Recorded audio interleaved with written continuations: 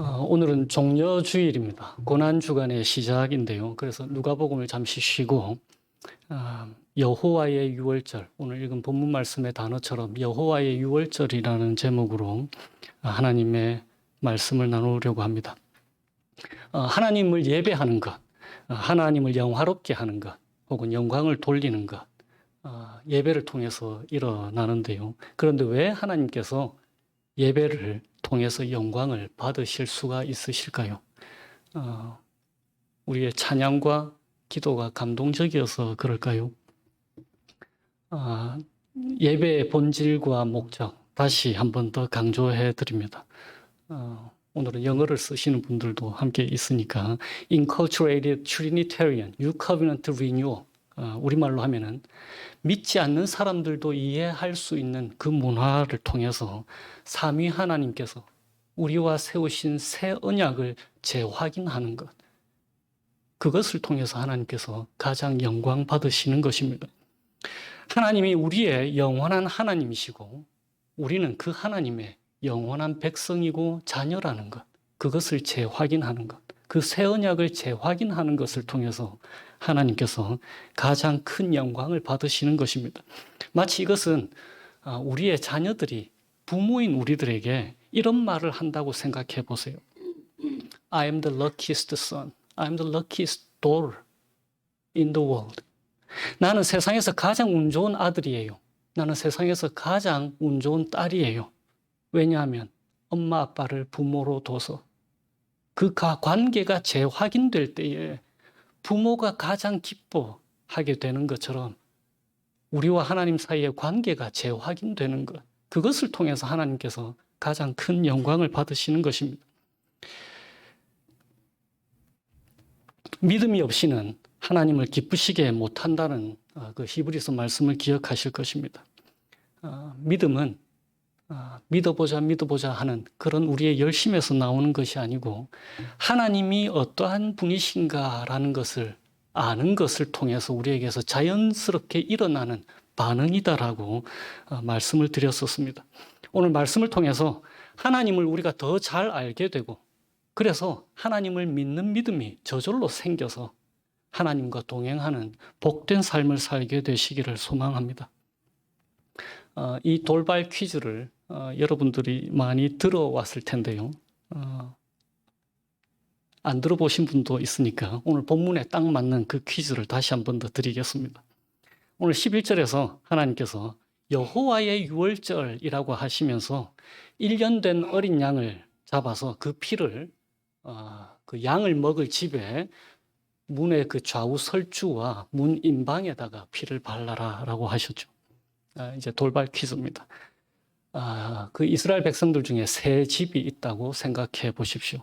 이 세 집 중에 어느 집이 가장 안전할까요? 문제를 잘 들으세요.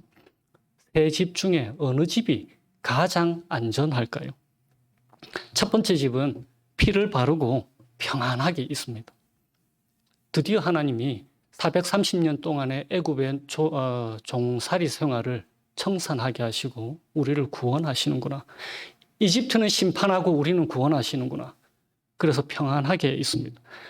그런데 두 번째 집은 피를 바르라고 해서 이제 발랐어요. 그런데 너무 불안해 죽겠는 거예요.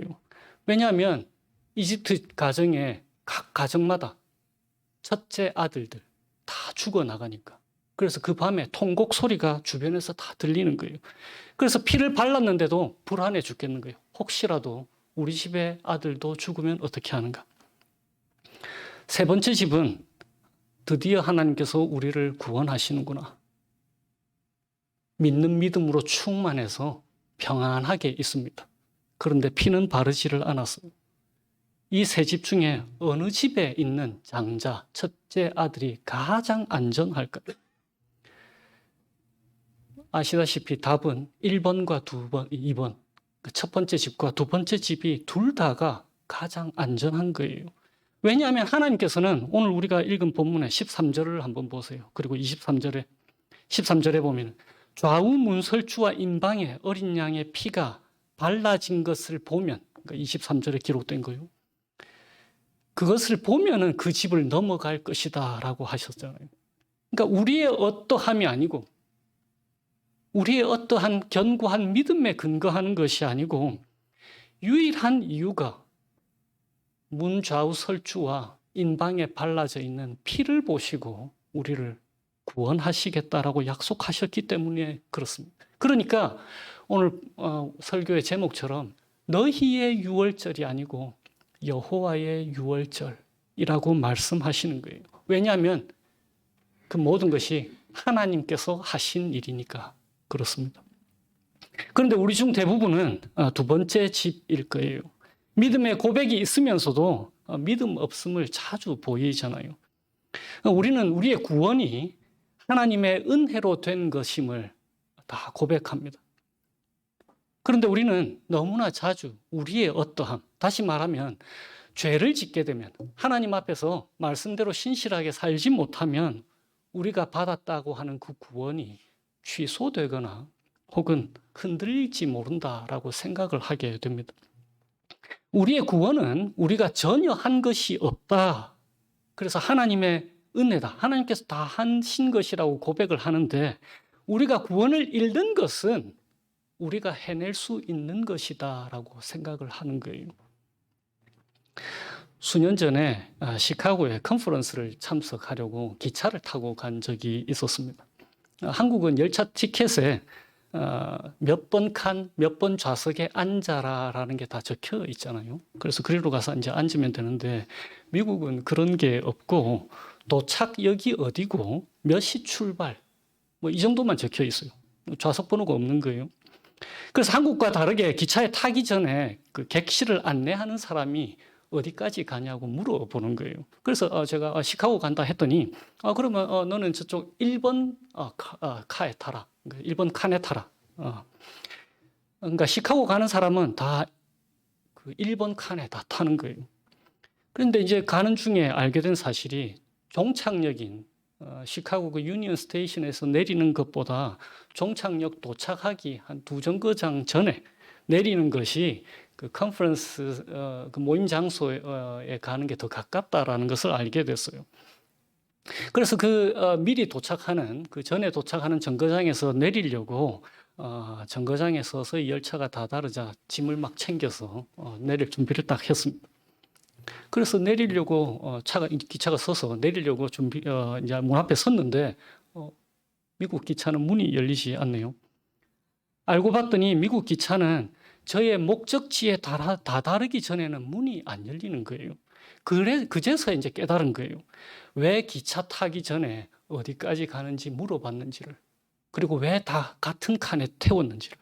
그러니까 시카고 가는 사람 다 한 칸에 태워놓은 거예요. 그러니까 거기 가서 도착해야 이제 문이 열리는 거예요. 그러니까 중간에 내리고 싶어도 내릴 수가 없는 거예요. 바로 그런 겁니다.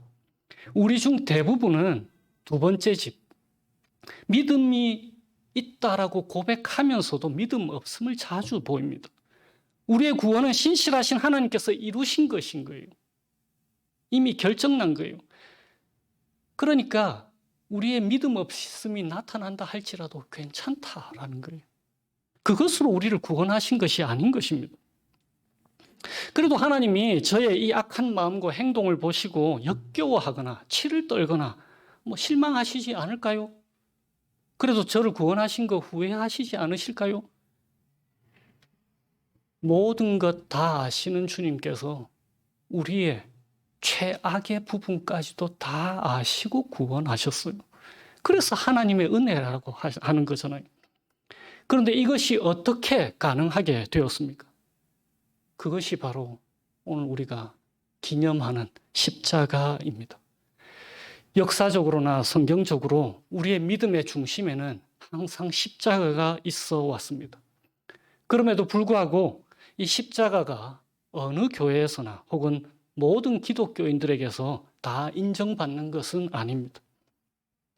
하나님께서는 그분의 자녀들인 우리에게 하나님이 어떠한 분이신지, 우리에게 누구이신지 보여주시기를 원하세요. 어느 정도로 원하시냐면은 목숨을 다해서, 최선을 다해서 쉬지 않고 영원토록 우리가 하나님을 제대로 잘 알 수 있을 때까지 하나님은 그 일을 하시기를 원하십니다. 바른 관계 가지려고 말입니다. 그리고 오해 없이 하나님을 나타내 보여주시려고. 그것은 마치 아빠인 제가 저의 아들인 다인이에게 제가 누구인지, 어떠한 사람인지, 다인이에게 어떠한 존재인지를 제대로 보여주기를 원하는 것과 같은 거예요. 오해 없이 이해할 수 있도록. 그렇게 최선을 다할 것입니다. 어떤 때는 말로서 여러 번 강조할 거예요. 사랑한다, 아들아. 여러 번 강조할 거예요. 그리고 이 말이 진실하다는 것을 저는 행동으로 보여주려고 최선을 다할 것입니다. 마찬가지로 하나님도 하나님이 어떤 분이신지, 누구이신지 우리가 오해하지 않도록 나타내 보여주기를 원하세요. 그런데 하나님이 어떠한 분이신지 가장 잘 나타내 보여주는 것이 바로 십자가입니다. 그래서 처음 하나님을 믿게 되었다. 이제 막 예수를 나의 주, 나의 하나님으로 고백하게 되었다. 그래서 하나님이 내게 어떤 분이실까?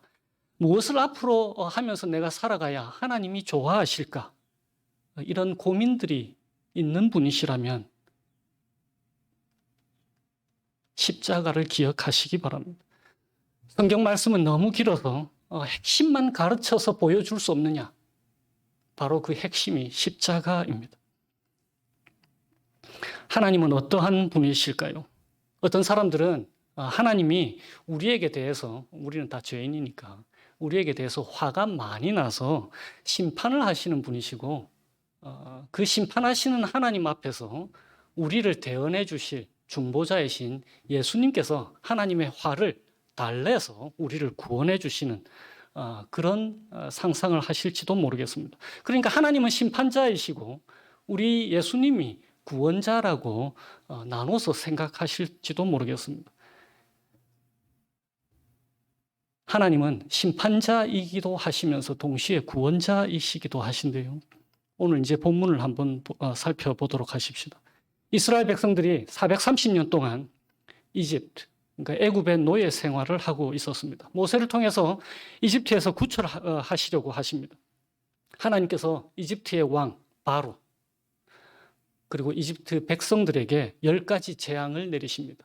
내 백성을 내보내라 라고 하시면서 9가지의 재앙을 내렸는데도 바로가 꿈쩍도 하지 않지요. 그래서 하나님께서 오늘 우리가 읽은 10번째 재앙을 내리시겠다고 말씀하십니다.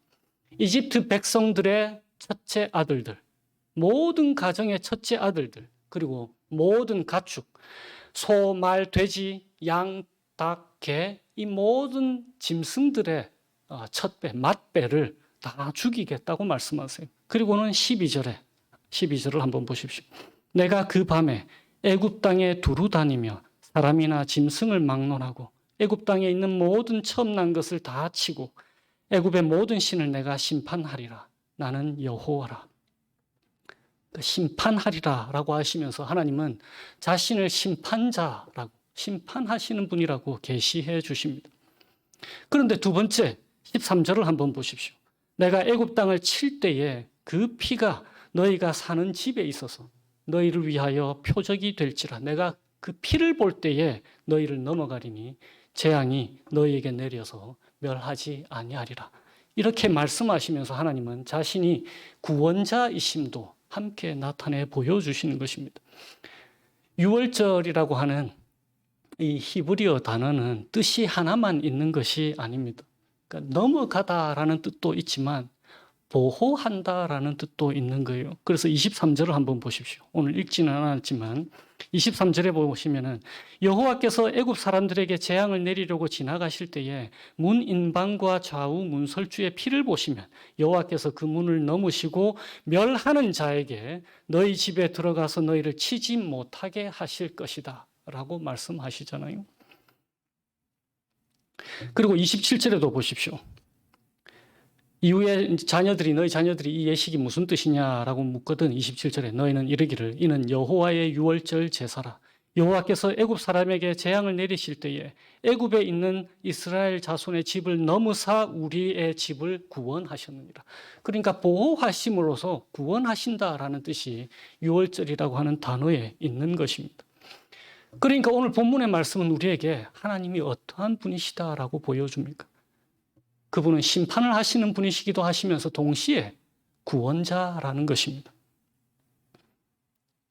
그런데 하나님이 어떻게 우리를 심판으로부터 구원하실 수 있으셨을까요? 구원은 대속에 의해서 이루어졌습니다. 1년 된 어린 양을 잡으라라고 말씀하셨죠. 그 양이 대신 죽은 것입니다. 그래서 우리가 받아야 할 심판이 구원으로 바뀐 게 되는 것입니다. 사도 바울도 고린도전서에 이렇게 얘기했습니다. 우리의 유월절 양 곧 그리스도께서 희생되셨느니라. 이 심판을 십자가에서 우리 주 예수 그리스도께서 우리를 위해서 대신 당하신 것입니다. 예수님께서 나의 하나님 어찌하여 나를 버리셨습니까? 라고 하시면서 실제로 하나님으로부터 우리 대신 버림을 당하셨습니다. 그러니까 우리 대신 자신의 아들을 벌하시고 우리를 그분의 아들과 딸로 삼아 주신 거예요. 그리고 이 일은 예수님께서 말씀하신 것처럼 다 이루었다. 십자가에서 죽으시면서 다 이루었다라고 말씀하심으로써 우리 편에서 이제 더 이상 할 것이 없다라고 선언하시는 것입니다. 이미 완성된 거예요. 어떤 사람들은 이런 십자가 얘기를 하면은 너무 잔인한 것 아니에요? 라고 말씀하실지도 모르겠습니다. 아버지가 아들을 죽음으로 내몰다니요? 라고 말입니다. 하나님 아버지께서 아들인 독생성자 예수 그리스도를 십자가에 죽게 내놓으셨다라고 말씀하니까 그렇습니다. 너무 잔인한 거 아니에요? 그런데 성경은 뭐라고 하십니까? 하나님께서 아들을 주시면서 자기 자신을 주었다라고 말씀하십니다. 고린도후서 5장입니다. 곧 하나님께서 그리스도 안에 계시사 그 일을 이루신 것입니다. 그리고 반대로 예수님께서는 자기는 하기 싫은데 아버지이신 하나님께서 예수님을 하기 싫은 일을 억지로 십자가로 내모셨다 이렇게 생각할 수도 있을 것입니다. 그렇지가 않아요. 히브리서 10장에 이렇게 되어 있습니다. 보시옵소서 내가 하나님의 뜻을 행하러 왔나이다. 예수님께서 자발적으로 그것을 선택하신 것입니다. 삼위 하나님, 그 성령 하나님, 그분은 히브리서 9장에 이렇게 되어 있습니다. 하물며 영원하신 성령으로 말미암아 흠없는 자기를 하나님께 드린 그리스도의 피. 예수 그리스도께서는 성령을 통하여 그분의 피를 쏟으신 것입니다. 그러니까 우리가 하나님께 드리는 어떤 것으로 우리를 구원하신 것이 아닌 거예요. 우리가 속죄, 죄를 사함을 받은 것, 용서받은 것은 우리가 하나님께 드린 것으로 된 것이 전혀 아닌 것입니다. 우리의 회개 혹은 우리의 착한 행실, 이것으로 하나님께서 우리를 자녀로 삼아준 것이 아닌 것입니다. 오직 삼위 하나님, 성자와 성령과 성령 하나님께서 한 몸으로, 한 하나님으로 이루신 것이 바로 십자가 사건이면서 동시에 우리의 구원인 것입니다. 하나님께서 자신의 심판을, 심판자이시니까 자신의 심판을 자신의 아들, 곧 그리스도 예수 안에서 하나님 자신이 우리 대신 그분의 심판을 받으시고 우리를 구원하신 것입니다. 그래서 이 유월절이 우리의 유월절이 아니고 여호와의 유월절인 것입니다. 하나님이 다 이루신 것이니까. 존 스토트가 이렇게 말했습니다. 죄의 본질은 자기 자신으로 하나님을 대신한 인간에게 있다. 그게 죄잖아요. 우리가 하나님 자리로 올라간 것. 그런데 구원의 본질은 인간을 위해서 인간을 대신하신 하나님께 있다. 만일 하나님께서 우리를 구원하신 근거나 이유가 우리의 신실함에 있다. 혹은 우리가 얼마나 믿음 생활을 잘 하느냐에 달려 있다. 그렇게 한번 생각해 보십시오. 만약에 그렇다면 우리의 구원은 얼마나 불안하겠습니까? 내가 믿음 생활을 어떤 때는 잘 하지만 자주 잘 못하고 있다면, 그래서 내 믿음이 흔들리고 있다면 내 구원도 흔들릴 거잖아요. 내가 구원받을 사람으로 살아내야 하는 것이라면 얼마나 조마조마하겠습니까? 그런데 그렇지 않고 하나님의 변함없는 신실하심에 우리의 구원의 근거가 있는 거예요. 하나님이 우리를 위해서 그리스도 예수 안에서 성령을 통해서 행하신 일, 그 십자가 사건에 우리의 구원의 근거가 있는 것입니다. 아무리 속썩이는 자녀도 부모는 그들을 자녀이기 때문에 변함없이 사랑하잖아요. 연약한 인간, 우리 인간도 자녀들에게 이런 사랑을 갖고 있는데 하물며 영원하시고 완전하신 하나님 아버지께서 우리가 어떠한 사람인가에 상관없이 다만 우리가 자녀이기 때문에 사랑하시지 않겠습니까? 그러므로 이것이 우리에게 복음이 되는 것입니다. 그래서 14절을 한번 보세요. 너희는 이 날을 기념하여 여호와의 절기를 삼아서 영원한 규례로 대대에 지킬지니라.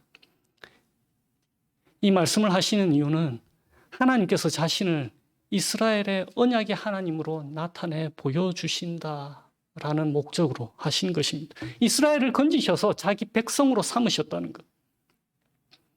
예배의 본질과 목적. 하나님께서 우리 주 예수 그리스도 안에서 우리와 세우신 영원한 새 언약을 성령을 통해서 재확인하는 것. 이것이 하나님을 가장 영화롭게 하는 것입니다. 그리고 그것이 십자가를 통해서 우리에게 분명하게 하나님이 어떠한 분이신지를 우리 하나님께서 우리에게 알려주신 것입니다. 이 고난주간 여호와의 유월절을 기억하시면서 우리를 하나님의 새 언약의 은혜 받을 자녀로 삼아주시고 그리고 하나님의 은혜로 기뻐하고 즐거워하고 평강과 자유를 누리도록 우리를 초대하신 하나님을 즐거워하고 만족하시면서 한 주를 살아가게 되시기를 주님의 이름으로 축원드립니다. 기도하시겠습니다. 참 아름답고 신실하신 하나님, 저희를 자녀 삼아주시고 저희의 아버지가 되어주셔서 참 감사해요. 그리스도 예수 안에서 우리를 위해 행하신 그 놀라운 일들을 찬양합니다. 참으로 영광 받으시기에 합당하신 주님이심을 저희들이 고백합니다. 저희가 노래할 이유가 되신 주님이십니다. 영원히 찬양받아 주세요. 주님 사랑합니다. 저희는 세상에서 가장 복된 사람들입니다. 하나님이 저희의 아버지시잖아요. 예수님의 이름으로 기도합니다. 아멘.